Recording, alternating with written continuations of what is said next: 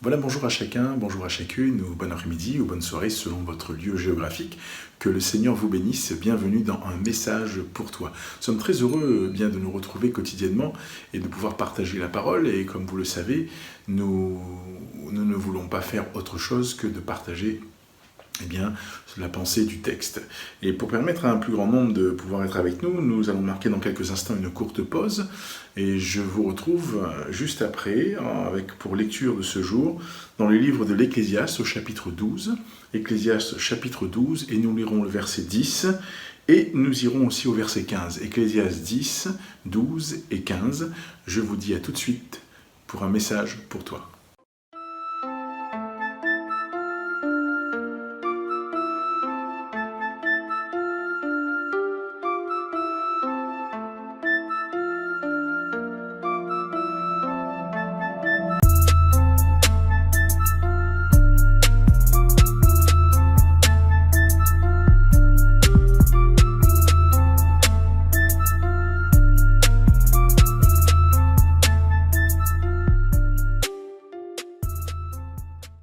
Nous poursuivons notre partage de ce jour et je salue tous ceux et toutes celles qui nous ont rejoints. Entre-temps, que Dieu vous bénisse, bienvenue dans un message pour toi.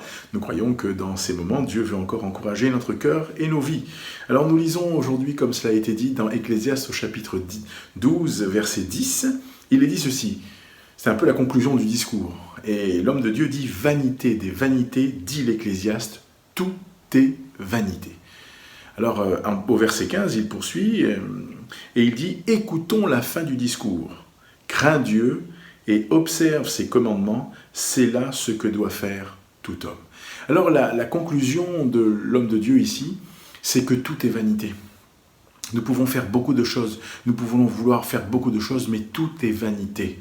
Ce que l'homme de Dieu encourage, ce que l'homme de Dieu recommande, ce que l'homme de Dieu déclare, il dit ceci, écoutons la fin du discours, crains Dieu et observe ses commandements.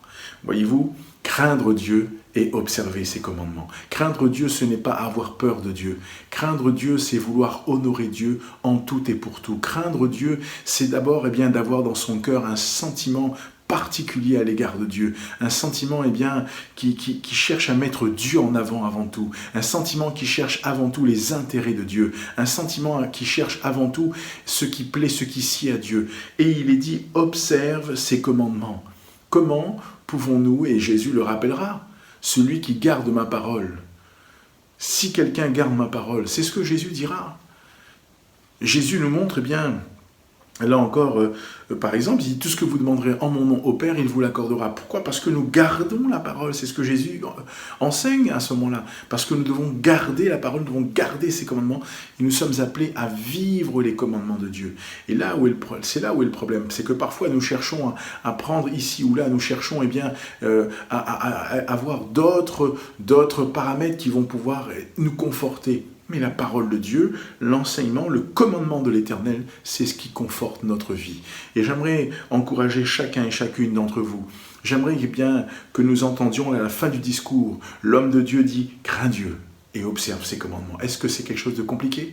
Est-ce que c'est quelque chose qui est au-dessus de nos forces ? Est-ce que c'est quelque chose qui est inaccessible ? Craindre Dieu, observer ce commandement, et il dit « C'est là ce que doit faire tout homme ». Alors déjà, commençons par nous. C'est là ce que je dois faire. Dis-le à toi-même, c'est là ce que je dois faire. Répète-le à toi-même, c'est là ce que je dois faire. Je dois craindre Dieu et je dois observer ses commandements. Et la prière de ton cœur, la prière de mon cœur, la prière de nos cœurs est celle-ci. Seigneur, aide-nous à craindre, là encore, ta personne de plus en plus, de mieux en mieux. Et aide-nous à observer ta parole.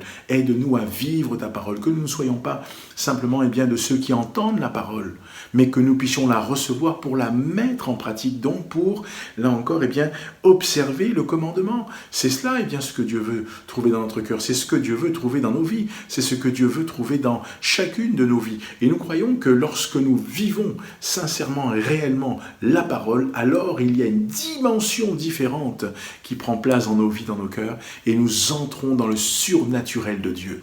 L'homme de Dieu dit « vanité des vanités », tout est vanité. Quand tu regardes autour de toi, tu fais beaucoup de choses, mais est-ce que tout cela a un impact ? Est-ce que tout cela va changer ta destinée? Est-ce que tout cela va rajouter quelque chose? Non. Par contre, ce qui va changer ta destinée, ce qui va rajouter, eh bien, j'allais dire, une plus-value à ta vie, c'est que tu craignes Dieu et que tu observes ses commandements. Alors, lançons-nous ce défi et allons-y. Entrons dans ce grand défi et que Dieu nous encourage, que nous puissions y arriver et que nous tendions, eh bien, là encore, à y arriver. Alors je voudrais juste encourager chacun d'entre nous, peut-être que quelqu'un écoute et que c'est la première fois, là où les premières fois nous avons mis en place avec la CMM un parcours de découverte, et en flashant le QR code qui s'affiche ou en recopiant l'adresse qui s'affiche sur ton écran, tu pourras être ramené sur une page qu'on appelle un guide pour la vie, et cette page est entièrement gratuite, tu n'as rien à payer, mais tu peux commencer le parcours et te former, t'encourager et apprendre, eh bien là encore, à craindre Dieu par sa parole et à observer sa parole. Que le Seigneur te bénisse, partage la vidéo autour de toi, que Dieu te garde. Je te souhaite d'ores et déjà une bonne fin de matinée, d'après-midi ou de soirée et je te dis à bientôt pour un message pour toi.